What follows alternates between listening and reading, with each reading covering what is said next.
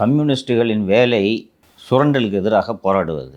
எங்களையே சுரண்டி ஒரு கட்சி பாய்ச்சல் இருக்குது அப்படின் போது அந்த சுரண்டலுக்கு சிபிஎம் கட்சியை சுரண்டுவதற்கு எதிராக சிபிஎம் கட்சி குரல் கொடுக்காவிட்டால் அப்புறம் யாருக்கு தொழிலாளர்களுக்காக இவர்கள் எப்படி குரல் கொடுப்பார்கள்? இது ஒன்று. இதை மற்ற கூட்டணி கட்சிகள் பேசுவதை, குறிப்பாக திமுக கூட்டணியில் இருக்கக்கூடிய கட்சிகள் பேசுவதை நாம் அவ்வளவு பெரிதாக எடுத்துக்கொள்ள முடியாது. என்னவென்றால் காலையில் ஒன்று பேசுவார்கள், மாலையில் ஒன்று பேசுவார்கள். இப்போ சமீபத்தில் நடந்த மதிமுக கூட்டத்திலே பார்த்தீர்கள் என்றால் துரைவைக்கு 12 சீட்டு போட்டியிட வேண்டிய கட்டாயத்தில் இருக்கிறோம் அப்படின்ட்டு சொன்னார். அவர் 3-4 நாள் கழித்து நடந்த கூட்டத்தில் வைகோ அந்த செய்தியாளர், யார் சொன்னது உனக்கு 12 சீட்டு வேணுன்ட்டு? 12 பேருக்கு எங்கே போவேன்? நம்ம கேட்டதே கேட்டார். 12 பேருக்கு எங்கே போவேன் நான்? நீ பாட்டு 12 பேருன்ற ஆணும் பையனு தான் உட்காந்துருக்கான் அப்படின்ட்டு அவர் கோபப்பட்டார்.